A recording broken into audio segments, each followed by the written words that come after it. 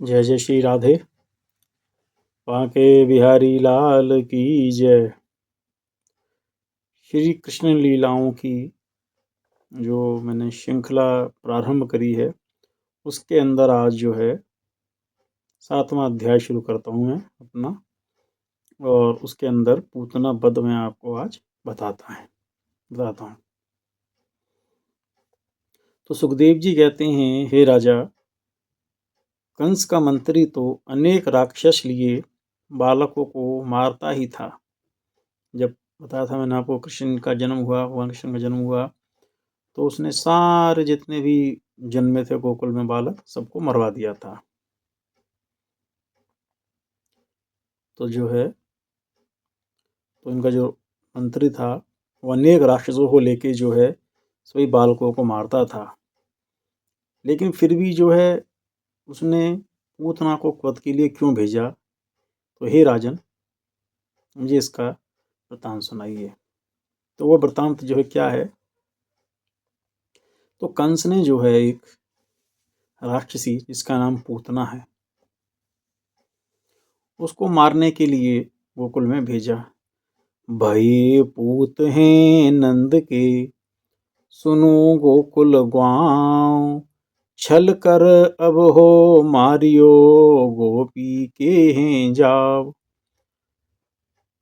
तो जो है वो कंस को प्रणाम करके जो है वहां से चली गई। अब उसने क्या करा?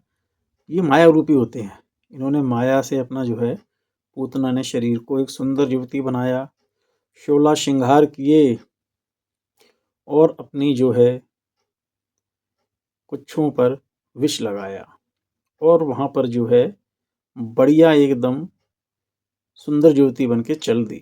अब वहां पर नाना प्रकार की स्त्रियां यशोदा जी को बधाई देने आई हुई थी लाला की।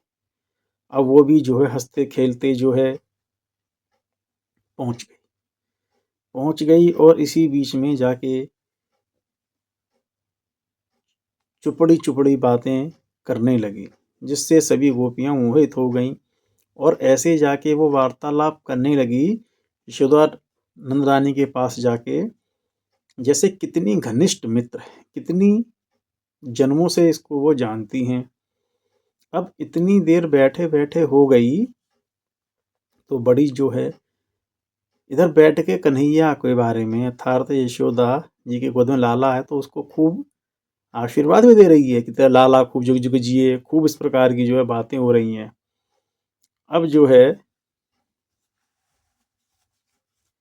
अब ऐसा हुआ तो उसने जो है कुछ समय के लिए जो है कन्हैया को पालना में रखा, और जो है यशोदा रानी जी वहाँ से उठी, कुछ काम के लिए चली गई। तो उसने चुपके से उठाया कन्हैया को, और जो है अपना दुग्धपान कराने लगी, विष युक्त, क्योंकि इसमें विष था।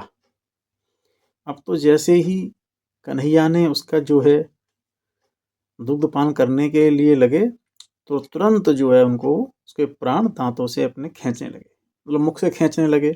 माया रूपी कहीं कहीं लिखा हुआ है, लेकिन यही है कि दुग्धपान कराते हुए भगवान ने उनके प्राणों को वहां से जो है खींचना प्रारंभ किया। अब तो वह अपने असली रूप में आ गई और एकदम भयंकर राक्षसी प्रतीत हुई, और वह जो है तुरंत वहां से भागते भागते गांव के बाहर निकल गई। माया रूपिणी थी, बहुत तेज दौड़ी,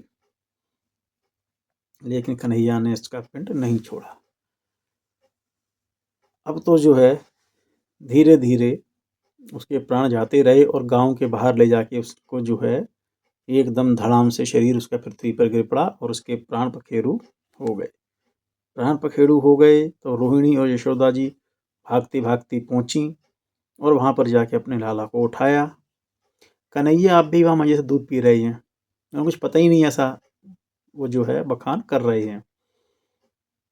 झट से कन्हैया को उठाया, हृदय से लगाया, बलैया ली, माथाएं चूमने लगी, और नागरिक जो वहाँ के गोकुलवासी थे उनको बुलाया और झाड़ पूछ करवाई।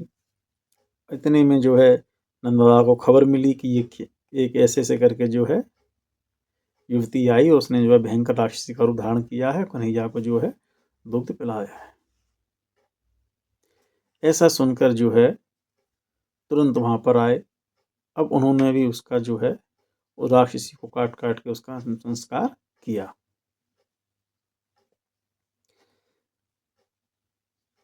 तो जो है इस प्रकार जो है उन्होंने जो है पूतना का वध किया। और नंद बाबा ने जो है पुनः घर पे आके कन्हैया के हाथों से नाना प्रकार के स्वर्ण, गायें इत्यादि दान करी, ताकि जो है किसी भी प्रकार का कोई दोष ना लगे।